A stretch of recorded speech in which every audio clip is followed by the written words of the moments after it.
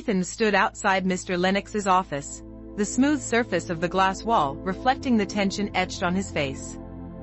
The corridor was unusually quiet, the usual hum of QuantumCore's bustling activity muted. Sarah stood beside him, her arms crossed tightly over her chest, her eyes fixed on the closed door ahead.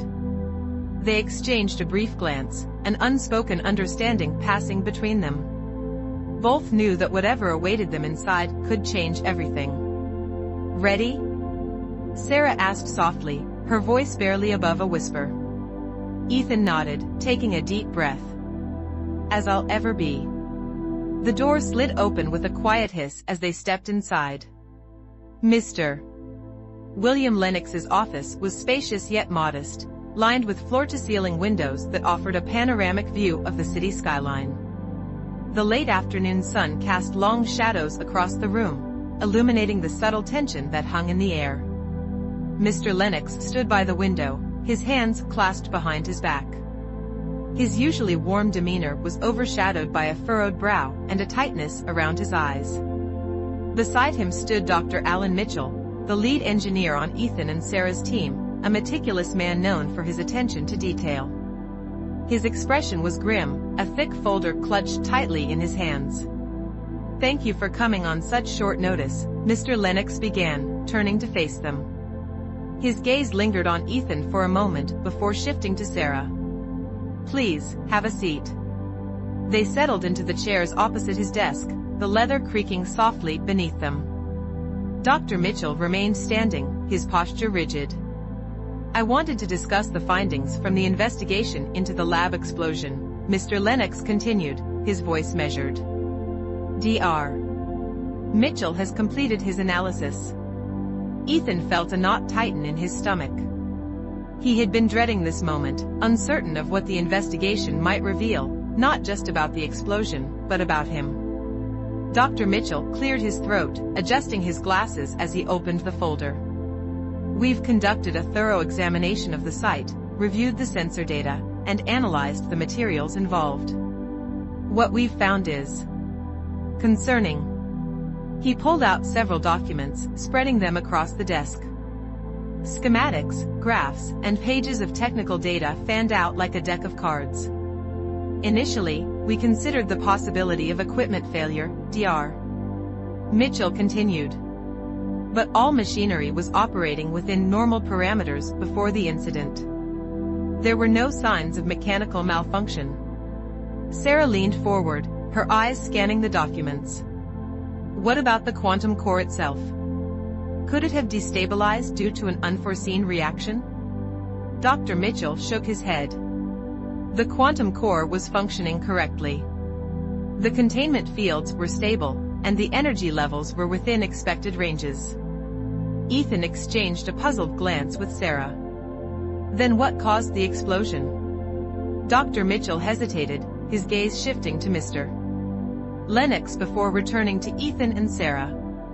"We detected traces of an external energy signature, one that doesn't match any of our known outputs." "External?" Ethan's heartbeat quickened. "Are you suggesting someone interfered with the experiment?"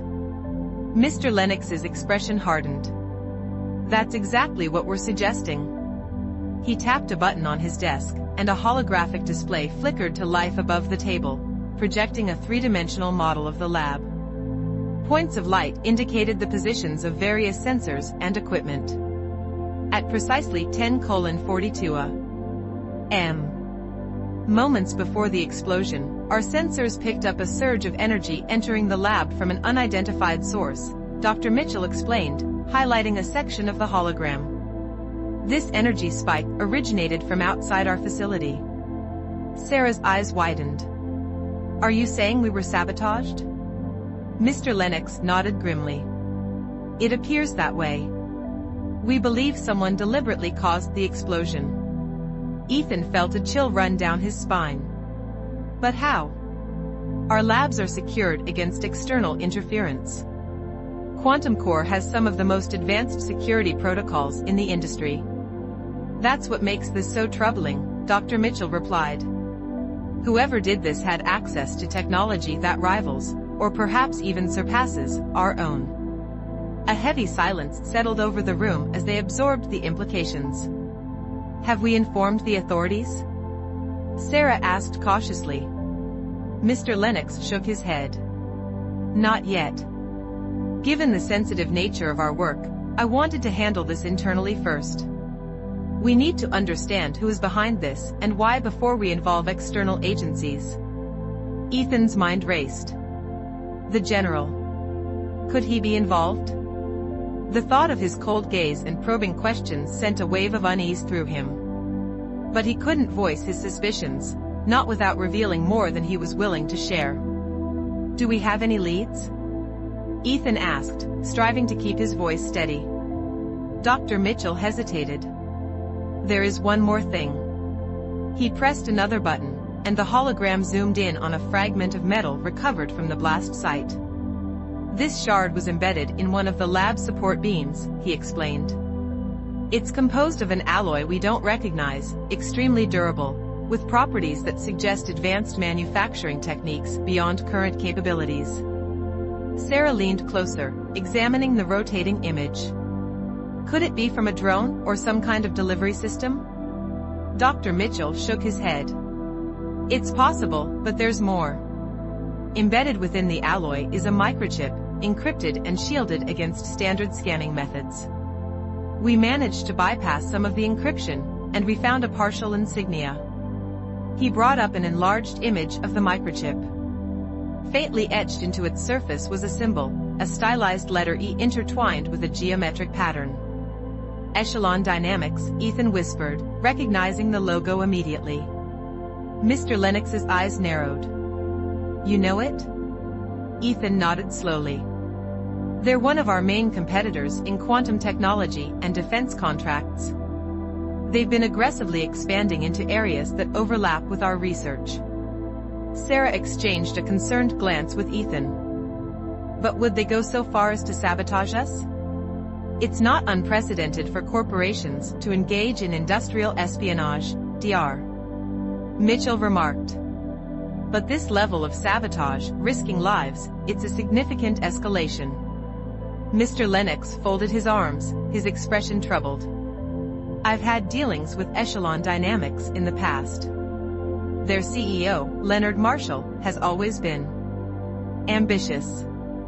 But I never thought they would stoop to this." Ethan clenched his fists under the table. "Nathan works for Echelon. Is he involved?" The memory of their recent encounter flashed through his mind, the way Nathan had seemed both familiar and distant, his intentions unclear. "What are our options?" Sarah asked, her tone resolute. Mr. Lennox sighed. "We need concrete evidence before we can confront them or take legal action. Without it, any accusations we make could backfire." "Then we should focus on gathering more information," Ethan suggested. "Perhaps we can trace the energy signature or decrypt more of the microchip's data." Dr. Mitchell nodded.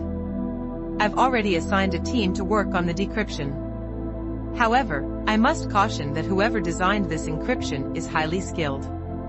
It could take time." Mr. Lennox leaned forward, his gaze intense.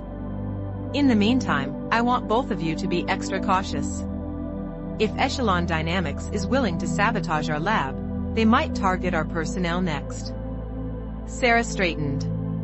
"Understood. We'll increase security measures within our teams and keep an eye out for any suspicious activity." Ethan hesitated before speaking.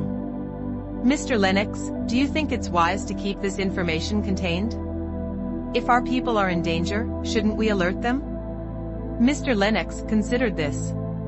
"We need to strike a balance between caution and causing unnecessary panic. I'll issue a general advisory about heightened security protocols without divulging the specifics. The fewer people who know about this, the better." "Agreed," Dr. Mitchell said. "We don't want to tip off whoever is behind this that we're onto them." Ethan nodded, though unease gnawed at him. Keeping secrets seemed to be becoming a habit, and it was a dangerous one. "One more thing," Mr. Lennox added, his gaze shifting between Ethan and Sarah. "I trust both of you implicitly. Your work is vital to QuantumCore, and your safety is my priority. If you notice anything out of the ordinary, anything at all, I want you to report it directly to me." "Of course," Sarah replied, her eyes flickering briefly toward Ethan. "Absolutely," Ethan echoed. Mr. Lennox offered a small, reassuring smile. "We'll get to the bottom of this. In the meantime, continue your work as usual, but remain vigilant." The meeting concluded shortly after, with Dr. Mitchell gathering his documents and exiting the office. Ethan and Sarah stood to leave, but Mr. Lennox called out, "Ethan, a moment, please." Sarah glanced at him, a question in her eyes. "I'll meet you at the lab," he told her. She nodded and left the room, the door closing softly behind her. Mr. Lennox waited until they were alone before speaking. "Ethan, I wanted to ask you personally, do you have any reason to believe that Echelon Dynamics would target you specifically?" Ethan felt a bead of sweat form at his temple. "Me? No, not specifically. Why do you ask?" Mr. Lennox sighed, rubbing his temples. "It's just, given your prominence in the field and the breakthroughs your team has made, it's possible they see you as a threat, or perhaps a valuable asset to be acquired." "I suppose that's possible," Ethan conceded. "But I haven't had any direct contact with them." Mr. Lennox studied him for a moment. "Very well. Just be careful. And if anything, or anyone, from your past resurfaces in connection with this, I need you to tell me." Ethan's heart skipped a beat. "Of course. If I learn anything relevant, you'll be the first to know." "Good." Mr. Lennox offered a tight smile. "That's all. Thank you, Ethan." As he left the office, Ethan's mind was a whirlwind of thoughts. The revelation that Echelon Dynamics might be behind the explosion was alarming, but not entirely surprising. Their aggressive tactics were well known in the industry, but this was a bold move even for them. He made his way down the corridor toward the lab, his footsteps echoing in the empty hallway. The usual bustle of activity seemed subdued, the shadows longer, the air heavier. "Ethan." He turned to see Sarah hurrying to catch up with him. "Hey," she said, falling into step beside him. "What did Mr. Lennox want?" "Just to reiterate the importance of caution," Ethan replied. "He's worried Echelon might target us individually." Sarah frowned. "Do you think that's likely?" He hesitated. "I don't know. But we should be prepared for anything." They reached the lab and entered, the familiar scent of ozone and antiseptic greeting them. The lab was quiet, most of the team having left for the day. Sarah walked over to her workstation, absent-mindedly organizing a stack of papers. "Ethan," she began softly. "There's something I need to tell you." He looked up, noting the seriousness in her tone. "What is it?" She took a deep breath. "I didn't want to bring this up earlier, but I think it's relevant. I have a contact who mentioned that Echelon Dynamics has been making moves, acquiring smaller companies, recruiting top talent aggressively. There are rumors they're developing technology similar to ours, but with military applications." Ethan's eyes narrowed. "A contact? Sarah, how do you?" She raised a hand. "I can't say much more. But I think they might be connected to the general." The mention of the general sent a chill through him. "You think he's involved with Echelon?" "I do," she affirmed. "And if that's the case, then the explosion might be part of a larger plan, to derail our work and push forward their own agenda." Ethan rubbed his chin thoughtfully. "That would explain a lot." "There's more," Sarah continued, lowering her voice. "I think someone inside QuantumCore might be feeding them information." He stared at her, processing the implication. "An inside mole?" She nodded. "It's just a theory, but it would make sense. How else could they have bypassed our security?" Ethan considered telling her about Nathan, but held back. Without concrete evidence, he couldn't risk it. "We need to be careful," he said instead. Watch our backs and keep this between us. Agreed. She hesitated before adding, Ethan, I trust you more than anyone here. If anything seems off, promise me you'll tell me. He met her gaze, her eyes reflecting a mix of determination and vulnerability. I promise. A comfortable silence settled between them, the weight of unspoken feelings lingering in the air. Well, she said, breaking the moment. We should get back to work. If we're going to stay ahead of Echelon, we need to double our efforts. Right, he agreed, though his mind was elsewhere. As they delved back into their research, Ethan couldn't shake the feeling that events were spiraling beyond his control. The walls seemed to be closing in, the general's looming presence, Nathan's sudden reappearance, and now the threat from Echelon Dynamics.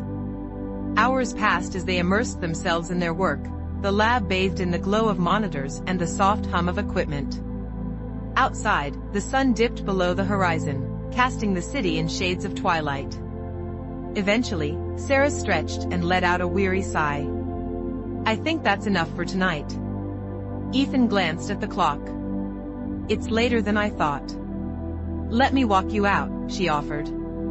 They packed up their things and headed toward the elevator. The building was nearly empty, the corridors silent. As they stepped outside, a cool breeze greeted them. The city lights flickered to life, a sea of luminescence stretching out before them. Be careful going home, Ethan said, his tone earnest. You too, she replied, offering a small smile. They stood there for a moment, the sounds of the city enveloping them. Sarah, he began hesitantly. She looked at him expectantly. I just wanted to say. I'm glad we're in this together. Her smile widened, warmth reaching her eyes. Me too, Ethan. They parted ways, each heading to their respective vehicles. As Ethan drove through the city streets, his mind returned to the myriad of concerns weighing on him. Upon arriving home, he noticed Mrs. Green tending to her garden under the soft glow of a porch light. Good evening, Ethan, she called out, her voice carrying a soothing timbre. Evening, Mrs. Green, he replied, pausing by her fence. You're out late. She smiled mysteriously. The night has its own charm. Sometimes, it's the best time to reflect. He nodded absently. I suppose so. She regarded him thoughtfully. You seem burdened, dear. Is everything all right? He considered dismissing her concern, but found himself drawn to her earnest gaze. Just work stuff. It's been complicated lately. She said knowingly. Complications often precede revelations. He chuckled softly. That's one way to look at it. She stepped closer, her eyes reflecting a depth beyond her years. Remember, Ethan, even in the darkest times, light finds a way through the cracks. He felt a strange comfort in her words. Thanks, Mrs. Green. I'll keep that in mind. As he made his way into his apartment, he couldn't shake the feeling that she knew more than she let on. Later that night, as he lay in bed, sleep eluded him. His thoughts were a tangled web of suspicions and unanswered questions. Determined to find clarity, he rose and sat at his desk, pulling out his personal laptop. Accessing a secure channel, he began searching for any information on Echelon Dynamics' recent activities. Hours slipped by as he sifted through reports, articles, and obscure databases. A headline caught his eye: Echelon Dynamics acquires cutting-edge biotech firm. Skimming the article, he noted the firm's specialty in cybernetic enhancements and advanced materials. Cybernetics.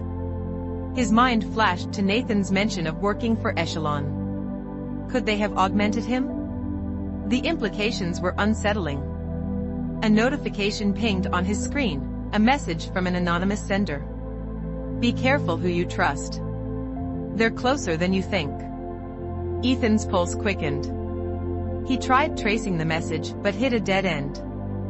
Who sent this? Was it a warning or a threat? He leaned back, rubbing his temples.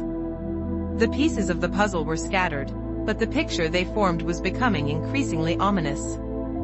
As dawn approached, exhaustion finally claimed him. But as he drifted off, one thought lingered. The real battle was just beginning, and he needed to be ready. Ethan stirred awake as a sliver of sunlight pierced through the gap in his curtains, casting a warm glow across his face. He squinted, slowly acclimating to the brightness, and glanced at the clock on his bedside table, 10:47 a.m. He sighed, rubbing the sleep from his eyes. It was his day off, a small respite from the whirlwind his life had become. He sat up, stretching his muscles, still feeling the weight of the previous day's revelations. The events replayed in his mind, the investigation into the lab explosion, the unsettling conversation with Sarah, and the cryptic warning from the anonymous message. He pushed the thoughts aside for the moment, deciding to focus on the mundane comforts of his morning routine. Ethan shuffled into the kitchen, the aroma of freshly brewed coffee soon filling the air. He poured himself a mug and leaned against the counter, savoring the rich taste. The apartment was quiet, the only sounds the distant hum of city life and the occasional chirp of birds outside his window. After a quick shower, he dressed in comfortable clothes and settled onto the couch. Feeling the need for some background noise, he reached for the remote and flipped on the television.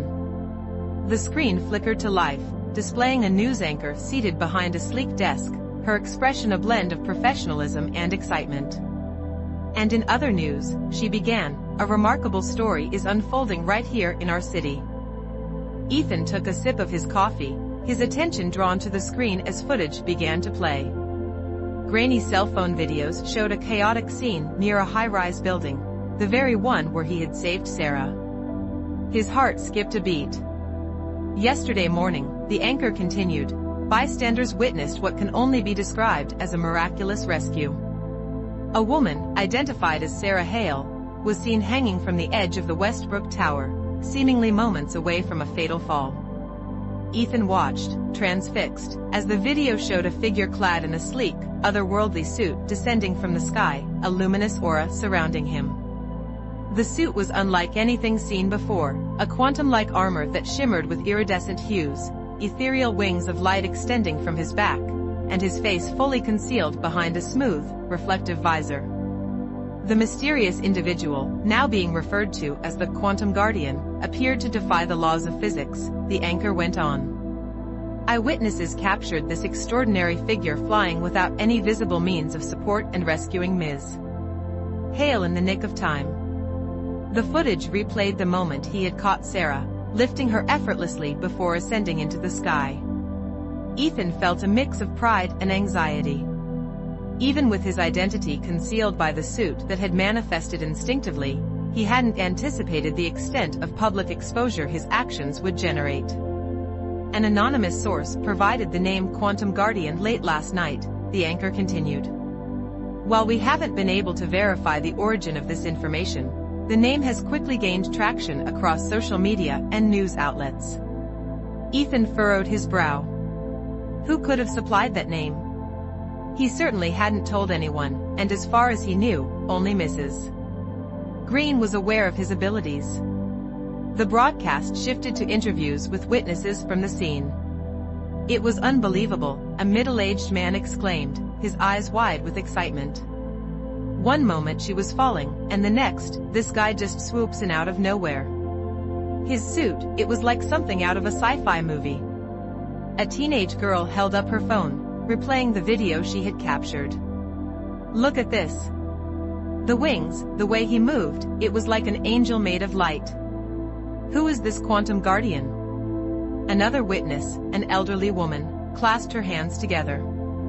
He's a true angel, sent to protect us. We need someone like him in these troubled times. The reporter returned on screen. Speculation is rampant about the Quantum Guardian's origins.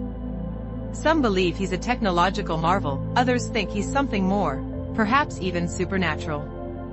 Conspiracy theories are flooding the internet, but one thing is clear, the city is captivated by this new hero. The anchor concluded the segment. As the city grapples with this astonishing event, one question remains: who is the Quantum Guardian? We'll continue to follow this story closely. Stay tuned for updates. Ethan turned off the television, setting the remote down with a shaky hand. The reality of the situation settled over him like a thick fog. His act of heroism, even with his identity protected, had thrust him into the spotlight. A soft knock at his door jolted him from his thoughts. He approached cautiously. Peering through the peephole, he was relieved to see Mrs. Green standing on his doorstep, a gentle smile on her face. He opened the door. "Mrs. Green, good morning." "Good morning, Ethan," she replied warmly. "May I come in?" "Of course," he said, stepping aside to let her enter. She walked into the living room, her eyes briefly scanning the room before settling on him. "I thought you might like some company." He managed a weary smile. "Actually, that would be nice." They sat down on the couch, and she placed a comforting hand on his arm. "I saw the news," she said gently. Ethan sighed, rubbing his forehead. "It's all over the place. Even with the suit, people are asking questions." She nodded knowingly. "Your actions have certainly caught the public's attention." "I wanted to help Sarah, but I didn't think about the consequences," he admitted. "Now everyone is talking about the Quantum Guardian." Mrs. Green smiled softly. "It's a fitting name." He looked at her curiously. "You wouldn't happen to know who gave them that name, would you?" She raised an eyebrow, a hint of mischief in her eyes. "Why do you ask?" He chuckled lightly. "Just a hunch." She patted his hand. "Names have power, Ethan. Perhaps it's the one you're meant to have." He shook his head, a mixture of amusement and exasperation. "You always have a way of making things sound profound." "Occupational hazard," she replied with a wink. He leaned back, the weight of the situation pressing on him again.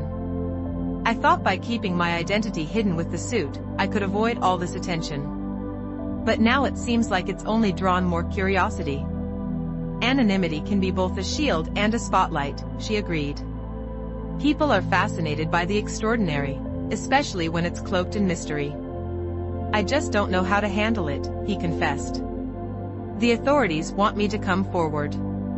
The media is speculating all kinds of things. I'm worried it might interfere with my life, as Ethan." Mrs. Green regarded him thoughtfully. "Your suit protects your identity, but perhaps it's time to consider what the Quantum Guardian represents." He looked at her, intrigued. "What do you mean?" "Embrace the symbol you've become," she suggested. "You have the opportunity to shape how the world sees you, as a force for good, a protector." He considered her words. "But won't that just draw more attention?" "Possibly," she admitted. "But it might also alleviate fear and uncertainty. If people understand your intentions, they may be more accepting." He nodded slowly. "I suppose showing that I'm here to help could make a difference." She smiled warmly. "Exactly. And remember, you can control how much you reveal. Keep your personal life separate, but let the Quantum Guardian be a beacon of hope." He felt a surge of determination. "You're right. I can't hide forever. If I want to make a positive impact, I need to step up." "Just be cautious," she advised.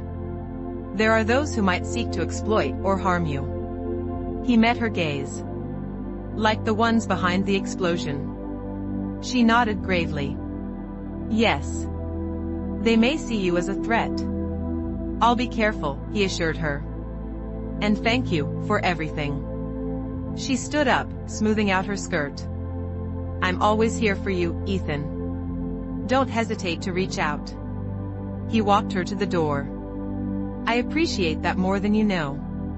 As she left, he felt a renewed sense of purpose. He had the power to make a real impact, and perhaps it was time to fully embrace the role of the Quantum Guardian. His phone buzzed, pulling him from his thoughts. A message from Sarah appeared on the screen. "Hey Ethan, have you seen the news? We need to talk." He typed a reply. "Yeah, I saw it. Want to meet up?" "Can you come over?" she responded immediately. "On my way," he replied. Ethan grabbed his jacket and headed out. As he made his way to his car, he couldn't help but notice the subtle changes in the city. People gathered in small groups, animatedly discussing the events of the previous day. Billboards and electronic displays flashed images of his armored figure, accompanied by headlines and hashtags. He arrived at Sarah's apartment building, taking the elevator up to her floor. His mind raced with possible scenarios. Did she suspect him? Was she in danger? He knocked on her door, and after a brief moment, it swung open. "Ethan," she said, a mixture of relief and urgency in her eyes. "Come in." He stepped inside, and she closed the door behind him. "Thanks for coming," she said, leading him to the living room. "Of course," he replied, taking a seat on the couch. "You sounded worried." She sat across from him, her expression earnest. "I am. There's a lot happening, and I feel like we're caught in the middle of it." He nodded. "I know. The news about the Quantum Guardian is everywhere." She looked at him intently. "Ethan, I need to ask you something." His heartbeat quickened. "What is it?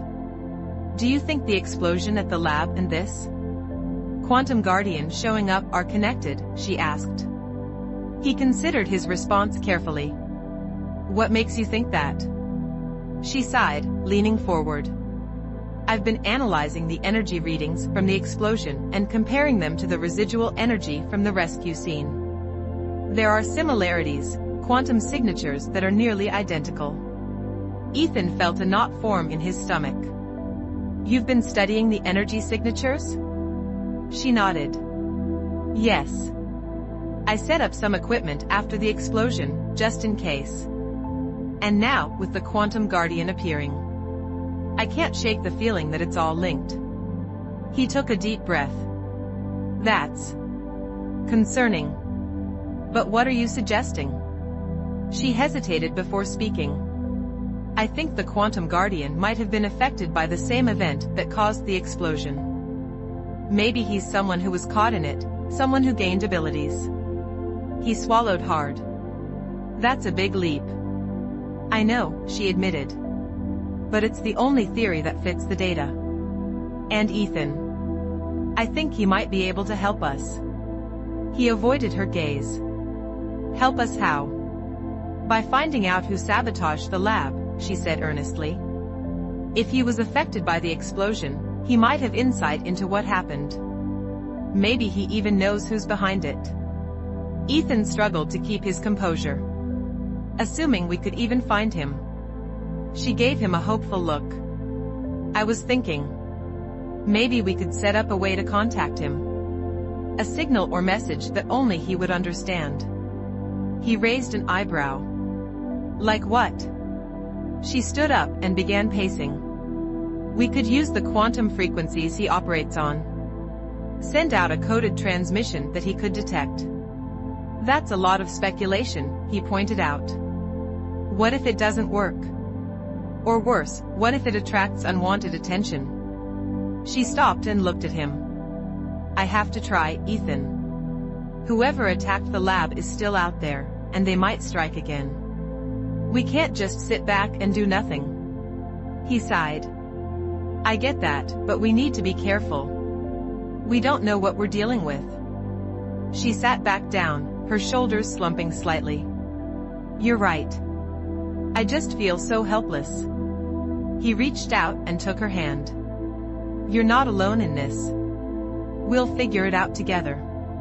She squeezed his hand gratefully. "Thank you. I knew I could count on you." He offered a reassuring smile. "Always." They sat in silence for a moment, the weight of the situation hanging between them. Finally, she spoke again. "There's something else." "What is it?" he asked gently. She met his gaze, her eyes searching. "I keep thinking about the Quantum Guardian. The way he saved me, it felt familiar." His heart skipped a beat. "Familiar how?"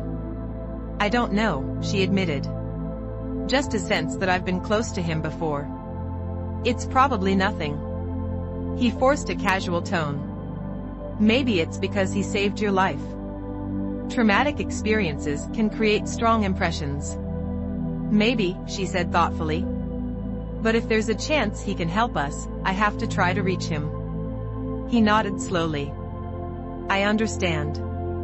Just promise me you'll be careful. I will, she assured him. And Ethan. If you hear anything or notice anything unusual, will you let me know? Of course, he replied. She smiled softly. Thank you. As they wrapped up their conversation, Ethan couldn't shake the unease settling in his chest. Sarah was getting closer to the truth, and he wasn't sure how much longer he could keep his secret from her. Later that evening, as darkness enveloped the city, Ethan stood atop a skyscraper, clad in his Quantum Guardian suit. The ethereal wings of light extended behind him, shimmering against the night sky. He gazed out over the urban landscape, the myriad lights twinkling like stars below. The city pulsed with life, unaware of the silent guardian watching over it. Activating his visor's advanced display, he scanned for any signs of distress or unusual activity. If he was going to embrace this role, he needed to be proactive. A police scanner frequency crackled to life. All units, we have a 10 to 54 at the East Side Bridge. Possible jumper. Requesting immediate assistance. Ethan's eyes narrowed. Time to make a difference, he murmured. He leaped from the building, the wings responding seamlessly to his thoughts. With a surge of energy, he soared through the air, the Quantum Guardian descending upon the city like a comet of light. Within moments, he arrived at the East Side Bridge. Below, a distraught man stood precariously on the ledge, the turbulent waters swirling beneath him. Police officers were on the scene, but they hesitated to approach, fearing it might prompt the man to jump. Ethan hovered silently above, assessing the situation. Gently, he descended behind the man, his feet touching down softly on the ledge. Hey, Ethan said, his voice modulated by the suit to sound calm and reassuring. The man startled but didn't turn around. Stay back. I'll do it. I'm not here to hurt you, Ethan replied. I just want to talk. The man glanced over his shoulder, eyes widening at the sight of the glowing figure. Who are you? A friend, Ethan said gently. Someone who cares. The man's shoulders shook. You can't help me. No one can. Maybe not, Ethan acknowledged. But sometimes, sharing the burden makes it a little lighter. The man hesitated. You don't understand. Then help me understand, Ethan encouraged. Tell me what's hurting you. Minutes passed as the man poured out his anguish, lost job, mounting debts, a family he felt he had failed. Ethan listened patiently, offering words of empathy and support. Finally, the man's posture softened. I don't know what to do, he whispered. Taking this step won't solve the problems, Ethan said softly. But there are people who can help you. Let me help you find them. The man turned fully to face him, tears streaming down his face. Why do you care? Because everyone matters, Ethan replied. Including you. The man nodded slowly, the despair in his eyes giving way to a glimmer of hope. Okay. Ethan extended his hand. Let's get you back to solid ground. The man took his hand, and together they stepped off the ledge. The police officers approached cautiously as Ethan guided the man toward them. Thank you, one of the officers said, astonishment evident in his voice. Ethan gave a slight nod. Take good care of him. Before they could ask any more questions, he activated the wings and ascended into the sky, disappearing into the night. As he flew above the city, a sense of fulfillment washed over him. Making a difference didn't always mean grand gestures, sometimes, it was about being there for someone in their darkest moment. His visor alerted him to another incident. A fire had broken out in an apartment building on the west side. Without hesitation, he altered his course, the Quantum Guardian racing toward his next mission. As Ethan soared toward the west side of the city, the glow of flames became visible against the dark skyline. A 3-story apartment building was engulfed in fire, thick plumes of smoke billowing into the night sky. Sirens blared as firefighters struggled to control the blaze, their efforts hampered by the intensity of the inferno. Descending swiftly, the Quantum Guardian landed near a group of firefighters coordinating the rescue. "Is anyone still inside?" he asked, his voice steady and reassuring through the suit's modulation. The fire chief stared in astonishment but quickly regained his composure. "Third floor. Stairwells are blocked, and we can't get ladders up fast enough." Without hesitation, Ethan launched himself upward, phasing effortlessly through a wall to reach the trapped residents. Panicked faces turned toward him as he appeared amidst the smoke. "Follow me," he commanded, extending a protective energy shield around them. The residents huddled close as he guided them safely through the burning structure, the flames parting before his quantum aura. Once outside, paramedics rushed to assist the survivors. The crowd of onlookers gasped and murmured, some capturing the moment on their phones. Ethan gave a brief nod to the fire chief before ascending into the sky once more. Throughout the night, the Quantum Guardian continued his silent patrol. Downtown Bank, he thwarted an attempted burglary, disarming the criminals with precision. Using his speed, he secured them for the authorities before they even realized what had happened. East Side Park, responding to a distress call, he found a lost child separated from his parents. Gently lifting the boy, Ethan reunited him with his frantic family, their tearful gratitude warming his heart. Harbor docks, he intercepted a smuggling operation, disabling the smugglers' vehicles by generating electromagnetic pulses. The contraband was left neatly for law enforcement to retrieve.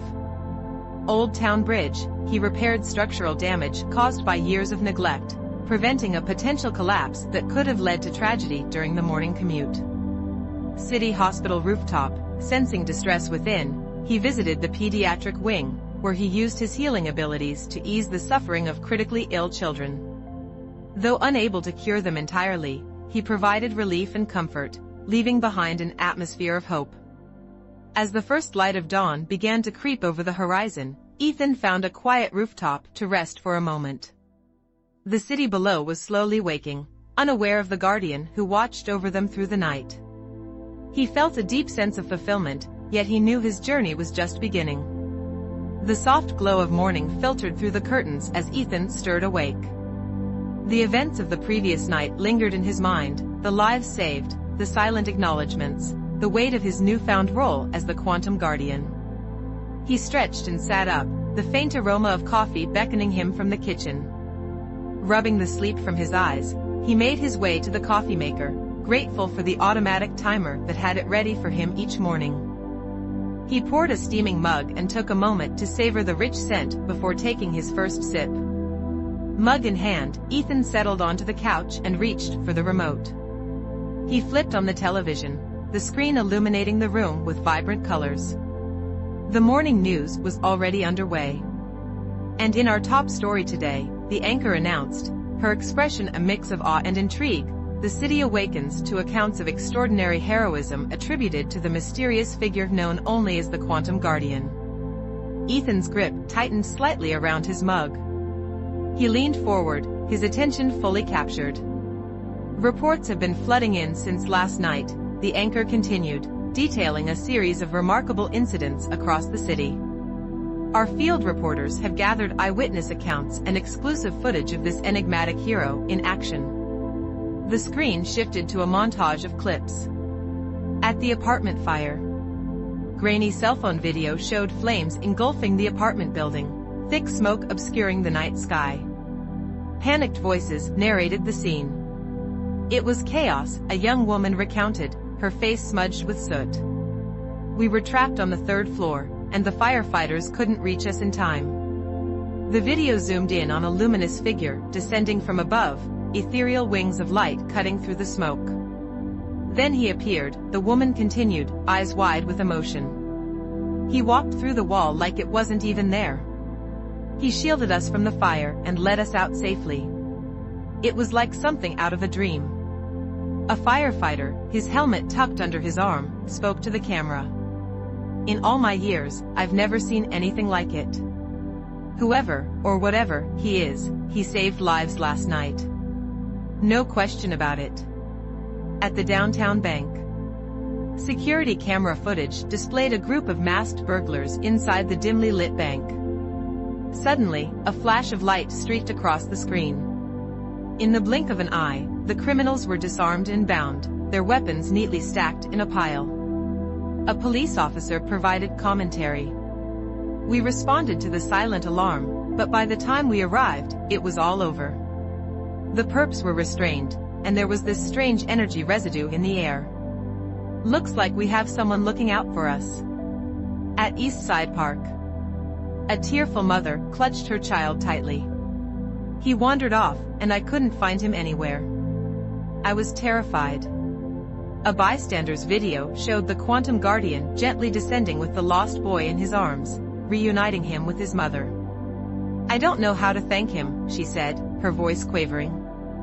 He just smiled, or at least I think he did, and then he was gone. At the harbor docks, grainy night vision footage captured from a distance showed a group of smugglers loading crates onto a boat. Suddenly, equipment malfunctioned, vehicles stalled, and the smugglers looked around in confusion before being enveloped in a soft glow and immobilized. Customs Agent Ramirez addressed reporters.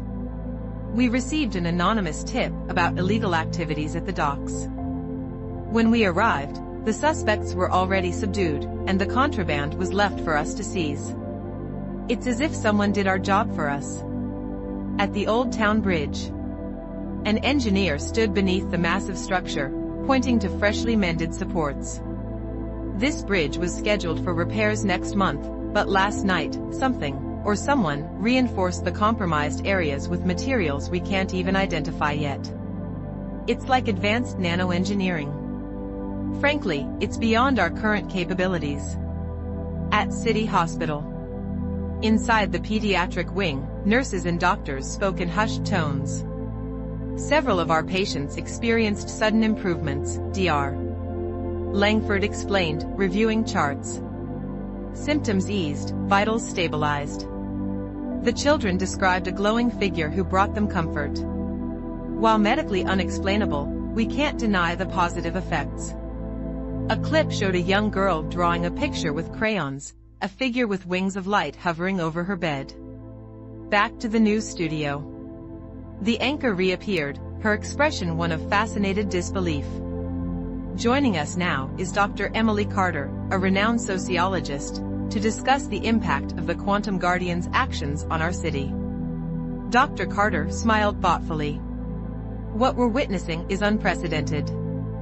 The Quantum Guardian's interventions have not only prevented tragedies, but also instilled a sense of hope and unity among the citizens. In times of uncertainty, such symbols can significantly influence public morale.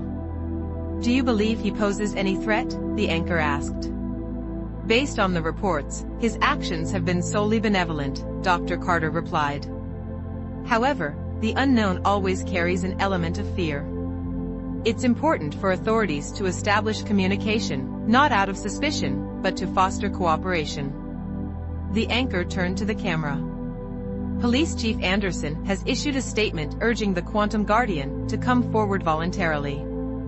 A clip of the chief played. We acknowledge the positive outcomes of the Quantum Guardian's actions. Our priority is to ensure public safety, and we would like to establish a dialogue to better understand his intentions and capabilities. The broadcast shifted to man-on-the-street interviews.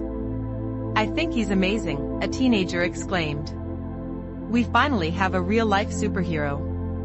An older man was more cautious. It's all well and good now, but what happens if things go wrong? Who holds him accountable? A woman holding a "Thank you Quantum Guardian" sign smiled brightly. He's a blessing. We should be grateful someone is looking out for us. Back in the studio, the anchor wrapped up the segment. As the city buzzes with excitement and curiosity, one thing is certain. the Quantum Guardian has made an indelible mark in a very short time. We'll continue to follow this developing story. Stay tuned for updates. Ethan turned off the television, a whirlwind of emotions swirling within him. The coverage was extensive, more than he could have imagined. Hearing the stories and seeing the relief and gratitude on people's faces filled him with a profound sense of purpose. Yet, the discussions about accountability and the authorities' desire to communicate with him reminded him of the delicate balance he had to maintain. Keeping his identity secret was paramount, for his safety and for those close to him. He stood up and stretched, finishing his coffee. The aroma lingered in the air, mingling with the morning sunlight that now bathed the room. Today was a work day, and despite his nocturnal activities, he needed to maintain his routine. Heading to his bedroom, Ethan selected a crisp shirt and slacks, laying them out on the bed. As he began to dress, his mind wandered to the lab and what challenges might await him there. With the heightened attention on the Quantum Guardian, he had to be cautious. Sarah's inquiries were getting closer to the truth, and Nathan's intentions remained uncertain. He caught a glimpse of himself in the mirror, adjusting his collar. For a moment, he saw a flicker of the luminous energy beneath the surface, a reminder of the power he now wielded. Taking a deep breath, he centered himself. "One step at a time," he murmured. Ethan gathered his belongings, wallet, keys, phone, and slipped on his watch.